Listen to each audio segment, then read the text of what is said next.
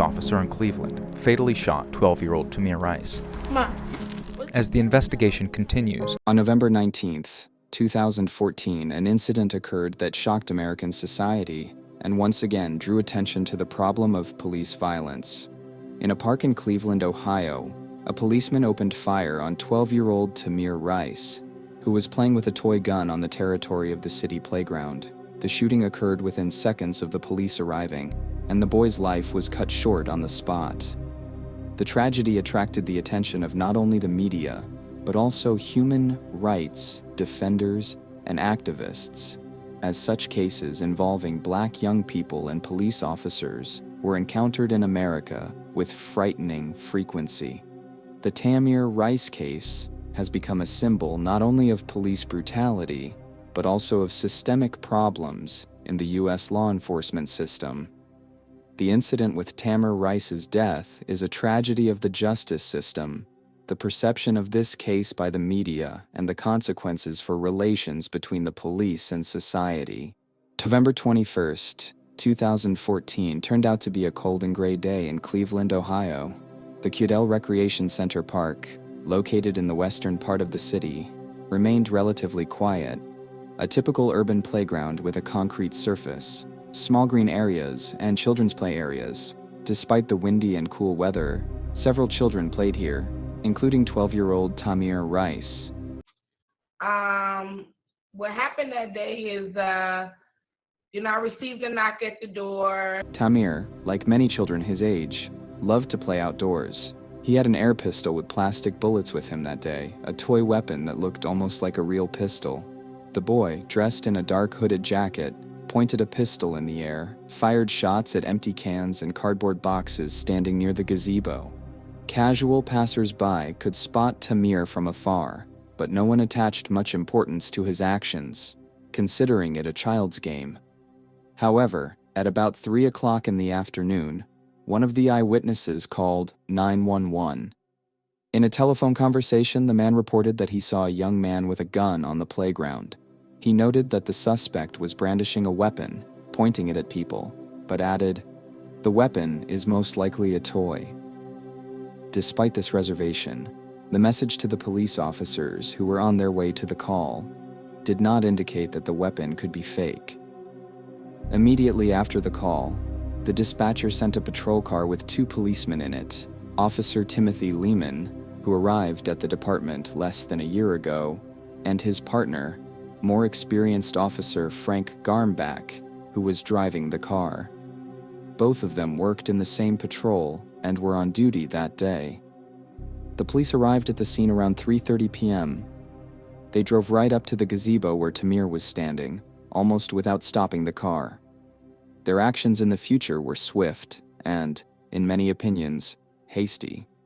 As soon as the car stopped, Lehman jumped out of the passenger seat and opened fire on the boy within seconds. According to the surveillance camera, only about 2 seconds passed between the arrival of the police and the shots. Tamir, unable to raise his hands or explain anything, fell to the ground. The bullet hit him in the stomach. Blood began to quickly soak into his clothes. Medical assistance to the boy was not provided immediately. The shooting happened instantly. One eyewitness said, "They didn't even ask him. They just arrived and opened fire." After Tamir Rice fell to the ground, wounded by a shot fired by policeman Timothy Lehman, the situation on the ground remained tense. Lehman and his partner, Frank Garmbach, were on high alert. They still did not know that the gun Tamir was brandishing was a toy, and therefore kept their distance from the wounded boy, fearing that he might continue to pose a threat. The police did not rush to the boy to provide first aid. Lehman stayed by the patrol car, watching Tamir lying on the ground. A request for the arrival of medical services was transmitted via radio, but time passed and assistance was delayed. Surveillance video showed the boy lying on the cold ground for more than 4 minutes before anyone approached him. Other police officers and emergency personnel who arrived at the scene finally approached Tamir. However, by that time his condition had already deteriorated significantly. Doctors provided first aid and urgently transported him to the nearest hospital. His condition was extremely serious. the bullet fired by Lehman caused serious damage to internal organs, including the liver and stomach. Doctors fought for his life, but the next morning, November 22, 2014, Tamir Rice died of his injuries in the hospital. This aspect of the case has caused one of the strongest waves of criticism against the police. Why was so much time spent on first aid?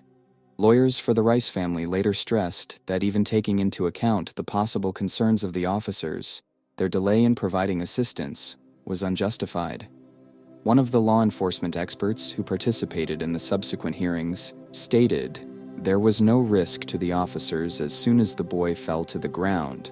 Their duty was to immediately assess the child's condition and provide assistance. These words coincided with the opinion of many who followed the case. Tamir's parents, Tamir Rice and Leonard Warner, were devastated by the loss and did not understand how the officers could treat their son so cruelly and carelessly. He was a child, just a child, Tamir repeated in an interview given shortly after the incident. From the point of view of the public, the actions of the police looked like blatant negligence. The situation was aggravated by the fact that for a long time, no one recognized the fallacy of their actions. Local law enforcement agencies claimed that the officers acted in accordance with instructions. Lehman and Garmbach were not immediately suspended from service, which caused a new wave of indignation among human rights activists. And I'll come in and sign the book. Tamir and Tajay were fairly tall, so, people can mistake them at any time, but they were still kids. It doesn't matter. In the first hours after the tragedy, the situation surrounding Tamir Rice's death remained unclear. Local media began covering the incident based on limited data provided by the police, and the initial headlines told of a suspect with a gun shot dead by police. However, it soon became known that the suspect was just a 12-year-old boy with a toy gun, and the case instantly attracted national attention. Questions about the legality of police actions arose from the very beginning. The investigation was led by the Cleveland Police Department with the support of the Cuyahoga County Prosecutor's Office. At the same time, an investigative team went to the scene to collect evidence, interview witnesses, and conduct an initial reconstruction of the events. One of the key tasks was to establish why the officers decided to shoot so quickly and did not try to establish whether the boy was a real threat. From the very beginning of the interrogations, Officers Lehman and Garmbach referred to the need for an immediate response. In his initial testimony, Lehman claimed that he saw Tamir grab his belt, which made him believe that the boy was going to pull out a weapon. He was moving too fast, Lehman explained to investigators. This explanation became the basis of his defense. The officer believed that at the time of arrival at the scene, he faced a serious threat, which required immediate action. Frank Garmbach, who was driving the patrol car, also stated that the circumstances of the incident were developing too quickly, and they could not risk waiting for confirmation that Tamir's weapon was a toy. Both officers stressed that reaction time in such situations is critically important for their own safety.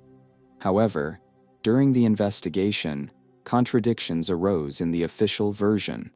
One of the key moments was the video from the surveillance camera installed on the building next to the site.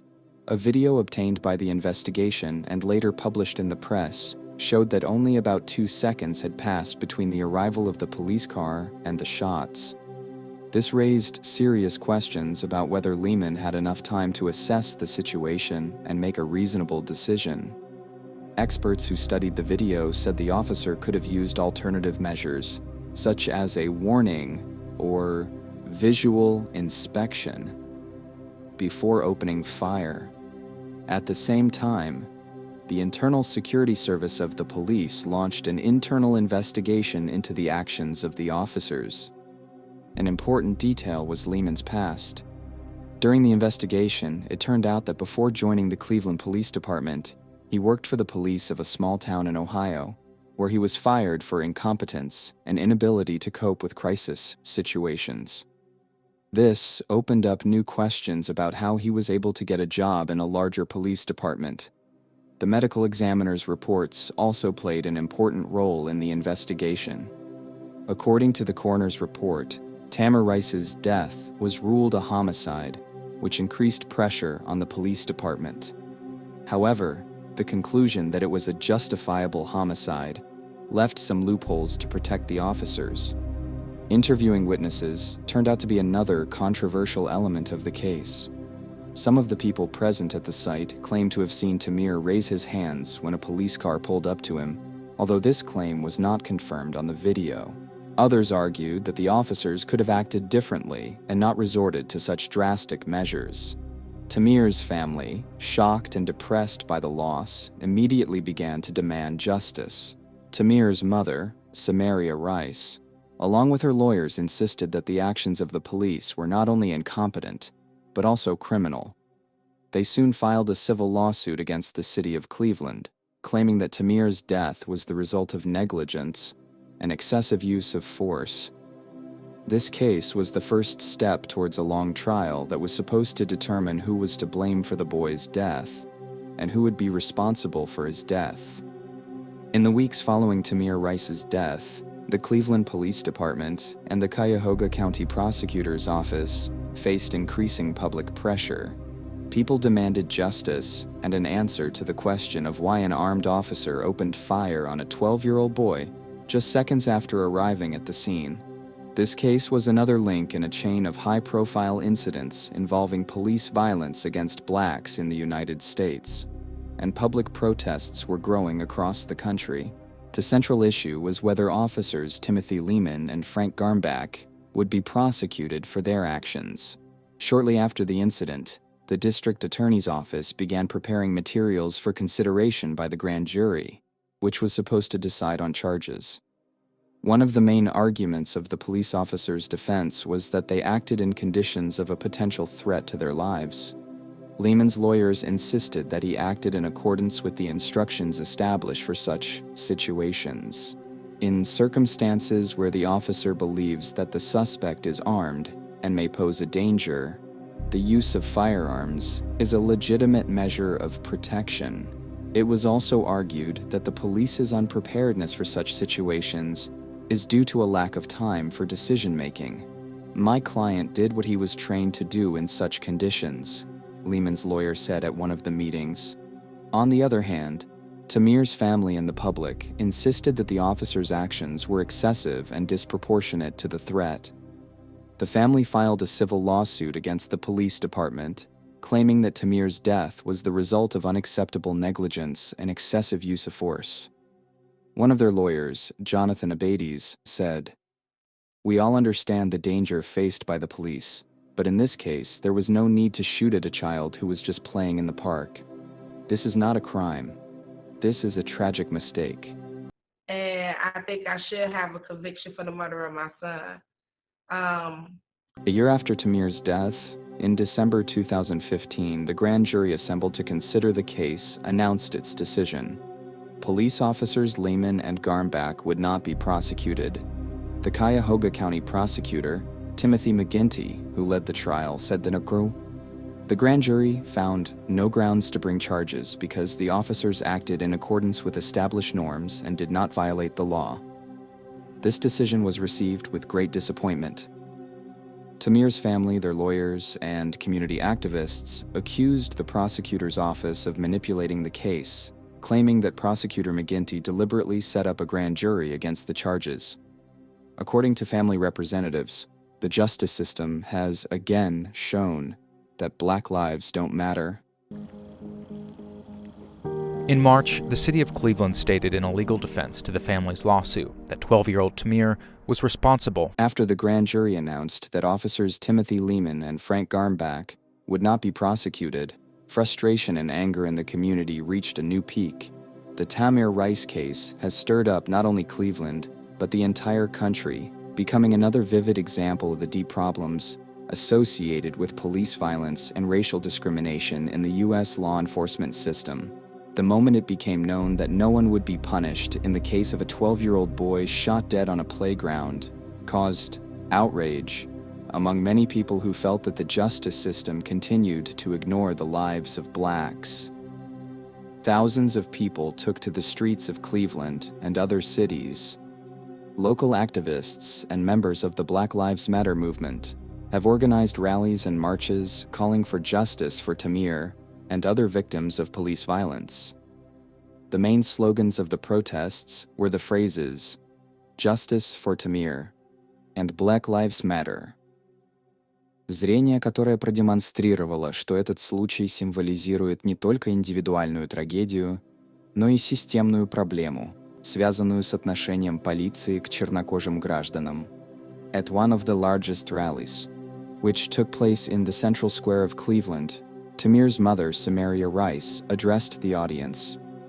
"My son was killed in front of the whole world, and no one was responsible for it. It's not just our tragedy, it's the tragedy of the whole country." Her words were met with shouts of support and chants. In response to her call, many activists said they would continue to fight for reforms in the police system. The protests were not limited to Cleveland. Mass marches were held in major cities such as New York, Los Angeles, and Chicago, where people demanded a change in the justice system. The protesters noted that the Tamir Rice case fits into the general context of problems with police violence, which have already been noted in the cases of Michael Brown in Ferguson, Eric Garner in New York, and other dead black men and women. Tamir's death and the decision of the grand jury attracted the attention of not only activists, but also public organizations, human rights defenders, and politicians. Leaders of the Black Lives Matter movement have stepped up their activities by mobilizing protests and organizing discussions on police violence and racism in the justice system. Their protests were both peaceful in nature and more radical forms. Many rallies were accompanied by detentions of participants, but this only increased tension in society. The involvement of celebrities in this campaign has also become an important element. Famous artists, athletes, and public figures have spoken out in support of Tamir's family. Among them were singer Beyoncé, basketball player LeBron James, and director Ava DuVernay. These figures have used their platforms on social media and in public appearances to draw even more attention to the Tamir tragedy and the problems of police brutality. You know, still being a mom, a grandmother, still always going to be fighting for police. The Tamir Rice case was not the only case that caused protests during this period.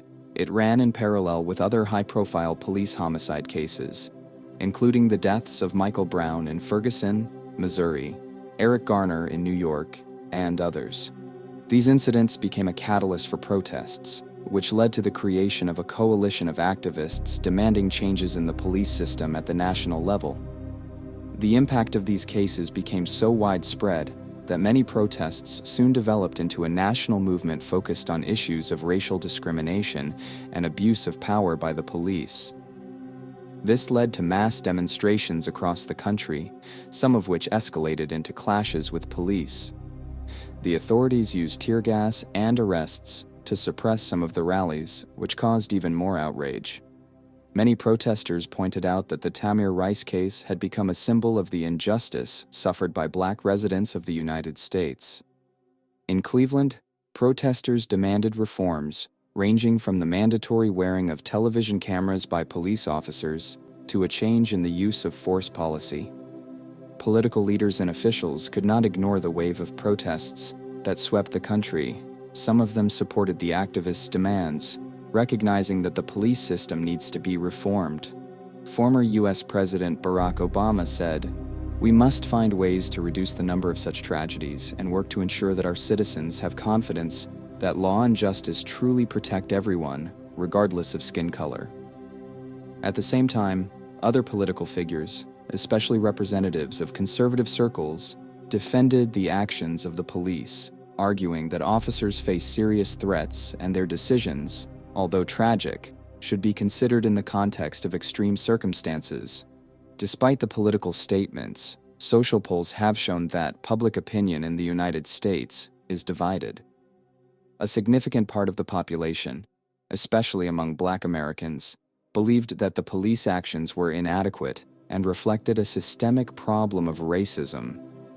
At the same time, some white Americans and supporters of the hard hand in law and order justified the actions of the police, believing that the officers acted in accordance with instructions and in order to protect their own lives. After the Tamir Rice incident, the media and social media played a key role in covering the events and creating a public response. Initially, news agencies relied on police reports to portray Tamir as a suspect. However, soon after the surveillance video was released, and it became clear that the boy was only 12 years old, public opinion changed. Social media, especially Twitter and Facebook, have become platforms for distributing videos and articles related to the Tamir case. Black Lives Matter activists use the hashtags #JusticeForTamir and #Black Lives Matter to mobilize public protest. As a result, social media increased pressure on law enforcement agencies and the prosecutor's office. However, some media outlets, such as Fox News, supported the theory that the police were acting legally, focusing on the appearance of Tamir, who allegedly looked older than his age. This line of defense caused controversy, but failed to quell the wave of criticism. Public attention to the case has led to a discussion of police reforms, increasing transparency and accountability of law enforcement officers. After the death of Tamir Rice and the subsequent grand jury decision not to criminalize police officers, a new phase in the legal and public struggle began, where the main issue was how the police and their defenders tried to justify the actions of the officers and present the incident in a different light. Various forms of police protection have played an important role in these attempts, both in legal and public discourse. One of the main sources of support for officers Lehman and Garmbach were police unions and fraternities, which are powerful organizations in the United States that have a significant impact on law enforcement agencies. In particular, the local branch of the Ohio State Patrol Fraternity, Fraternal Order of Police, FOP, immediately came to the defense of its colleagues. Police fraternities in such situations play the role not only of trade unions protecting the rights of employees, but also of powerful political and public lobbyists. In cases like Tamir Rice's, they often put pressure on the judicial system, politicians and public opinion, claiming that the police acted according to instructions and under real threat. During the hearings and public discussions, FOP representatives repeatedly stressed that the officers found themselves in a difficult situation where every second mattered. A spokesman for the FOP, speaking on local TV channels and in the press, said, "Police officers face dangerous situations every day, and each of us may find ourselves in a situation where in a split second, we need to make a decision that could cost us our lives. Do not forget about this when their actions are evaluated." This rhetorical device is not new, and in such cases, police protection is often based on the principle of protecting the lives of officers as the main value.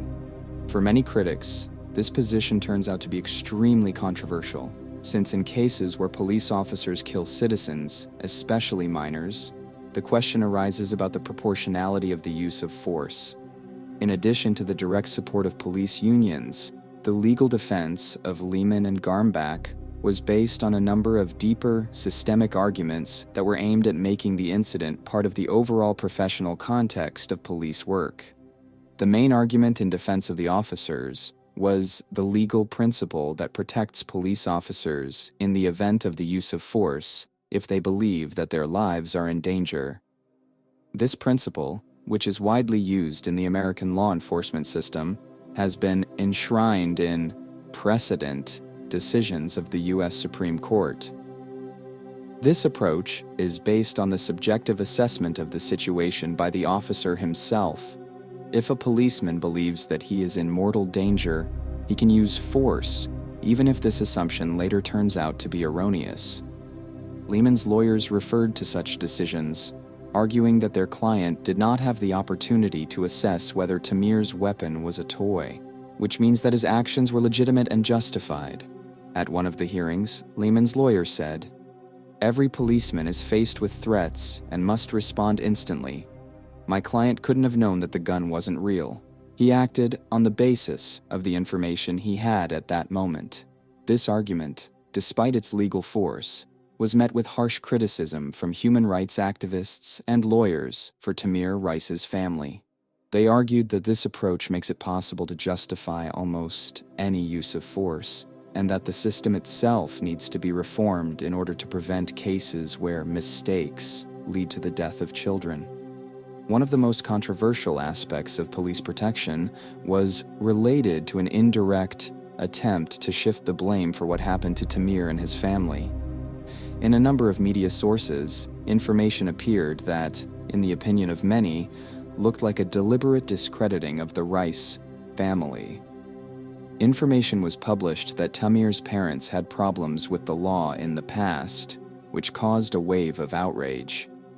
Public activists, such as representatives of Black Lives Matter, regarded this as manipulation in order to divert attention from the actions of the police.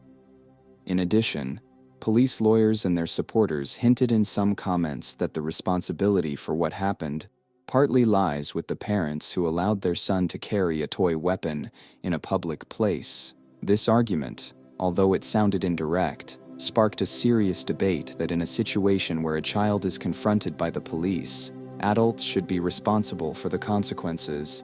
In response, Tamir Rice stated in an interview, "As a mother, I lost my son, and now they are trying to blame me for his death. It's inhumane. That day, Tamir was just playing like any child. It was the police who were supposed to protect him who caused his death." After the Tamir Rice incident, the U.S. Department of Justice conducted an investigation and identified serious, systemic problems in the Cleveland Police Department. This led to the signing of an agreement obliging the police to implement reforms, including the mandatory wearing of television cameras, improved police training, and the creation of independent oversight of law enforcement actions. The reforms affected not only Cleveland, but also other U.S. cities, where they began to implement programs to de-escalate conflicts and revise the rules of use of force, especially against children and minorities. However, resistance from police unions and lack of funding have slowed these changes. Despite the reforms, many activists believe that the changes are not enough to eliminate the problem of systemic racism and excessive use of force. Nevertheless, Tamir Rice's death became an important catalyst for police reform and continues to influence social movements for justice and human rights. The Tamir Rice case has become a symbol of the systemic problem of police violence and racial discrimination in the United States. His tragic death underscores the need to reform the law enforcement system, but also demonstrates how difficult it is to achieve real change. The grand jury's decision not to indict the officers led to strong public discontent and undermined faith in justice. Despite public pressure and protests, police reforms such as the introduction of television cameras and conflict de-escalation training are progressing slowly and are often met with resistance. Over time, attention to Tamir's case gradually waned, and new cases of police violence overshadowed his tragedy on the news agenda. Nevertheless, his story remains an important reminder of how quickly such incidents can disappear from view if they are not followed by concrete actions to punish those responsible and prevent similar tragedies in the future. Real change requires not only activism and public pressure, but also deep structural reforms aimed at restoring trust in the law and order system